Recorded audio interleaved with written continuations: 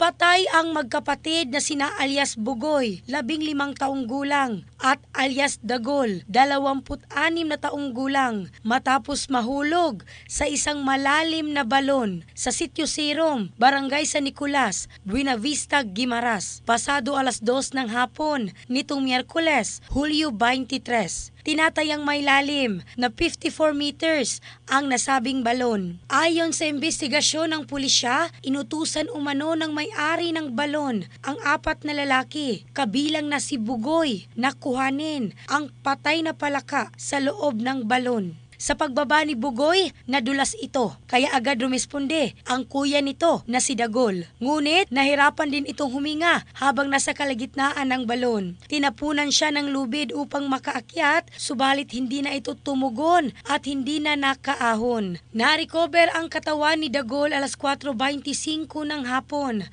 Kasunod naman rito ay ang katawan ni Bugoy alas 4:37 ng hapon. Idineklarang dead on arrival ang dalawa sa ospital. In the heart of changing lives, ako si Michelle Craste ng Brigada News Philippines, the Music and News Authority.